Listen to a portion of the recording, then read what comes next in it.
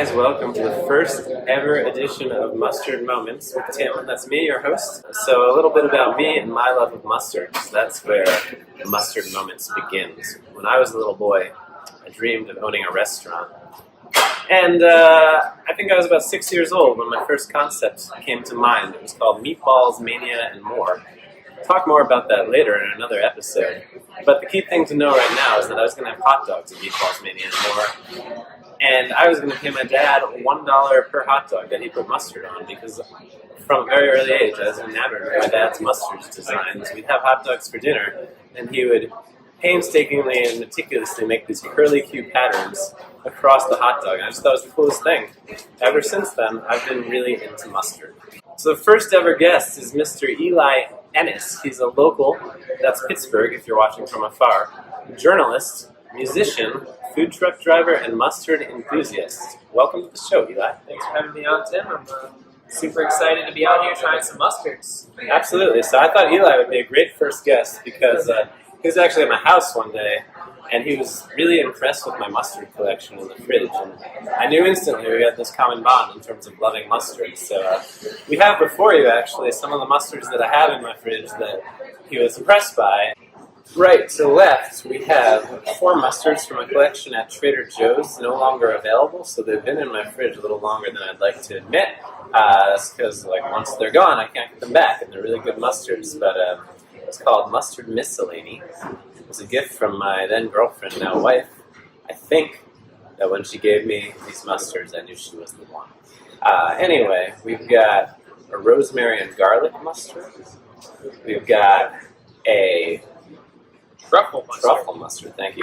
We've got a sweet beet and horseradish mustard and something called Provencal. We're not sure about the pronunciation. Provencal. Maybe that means provincial in another language. Maybe not. Maybe it's meant to be a simple mustard. It's really good, one of my favorites. But we're going to start all the way back over here with the garlic and rosemary. Give it a try. Alrighty.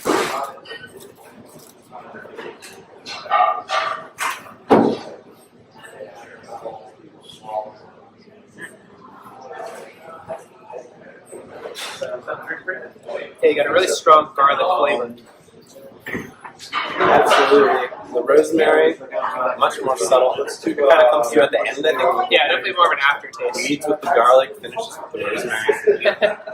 I feel like I'm not actually ever tasting those two things at the same time. Maybe that's just me. So tell me, Eli, about your earliest mustard memory. When did you know you were a mustard guy? Earliest mustard memory is probably when I was a kid. Our family would always have hot dogs for dinner, and mustard was always on the table, but it was one of those things where I always really wanted to like it, but just couldn't really get into it as a kid. You know, it's kind of a stronger flavor. It's really an adult condiment. Yeah, it's more of an adult condiment. I wanted to like it, my parents did, and I think I would put it on with ketchup sometimes. Stomach it, but it just wasn't something I loved the way I do now. So we're moving along to the truffle mustard now. That's this one right here. Kind of a different consistency already, I noticed. It's the highfalutin mustard. Truffles, fancy stuff. How do you like it with this mustard? It's pretty nice. It's truffle. It's something I can take or leave sometimes. But right here, it's not too much of an overwhelming flavor. With the mustard seed on here, it pairs nicely. It's very smooth. Yeah, it's very smooth. I don't know if I've ever met a mustard I dislike. There's probably one out there because there's so many other mustards you don't like.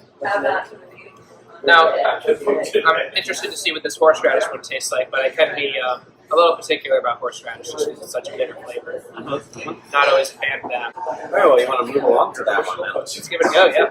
Right. This one's way more difficult to get to stick. Oh. Yeah, it's sliding all over. Oh. There we go.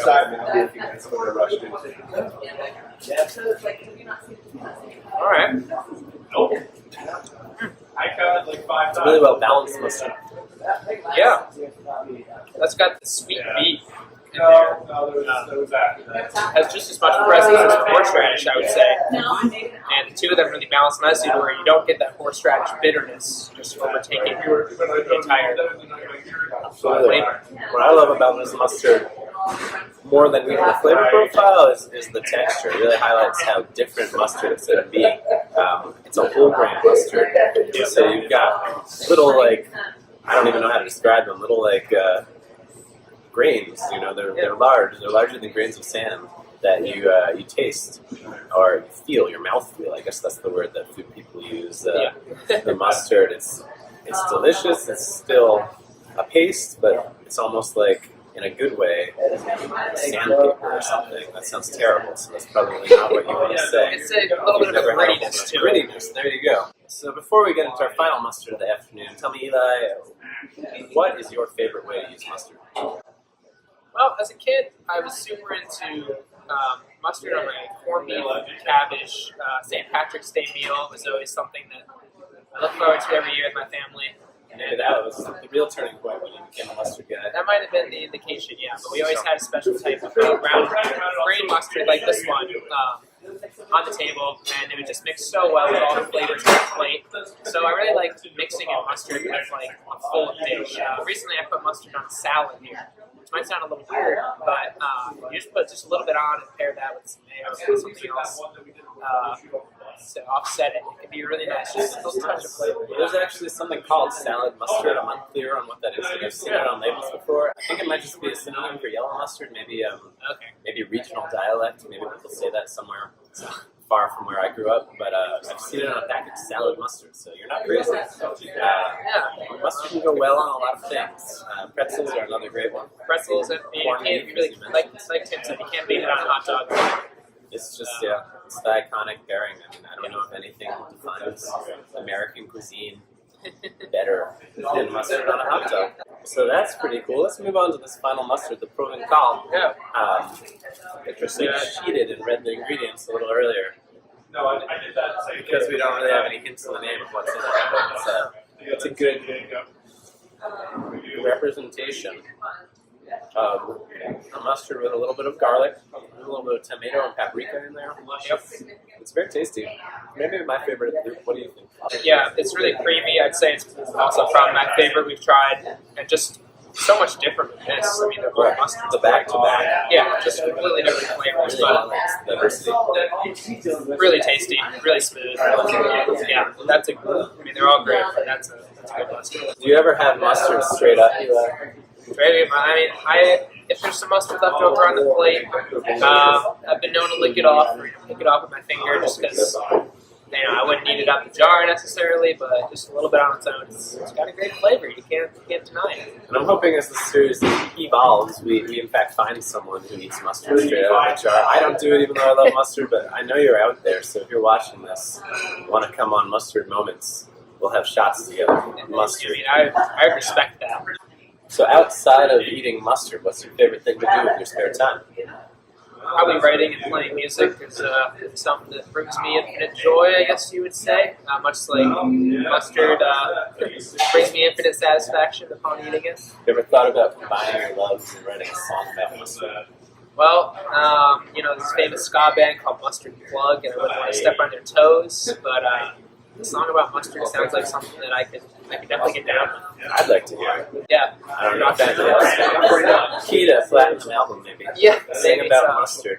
So anyway, guys, thanks for joining us for the very first edition of Mustard Moments. We're going to have a new one on the 15th of every month with a new special guest. The mustard being the special guest will be a new mustard, and we're going to have a human special guest too. So it's going to be really exciting. A new and exciting mustard, a new and exciting person to talk to about love of mustard. Thanks so much, and in between episodes, if you have a hankering for mustard, remember, you can always come to Frank's 3810 Butler Street, where we've got many mustards for you to try.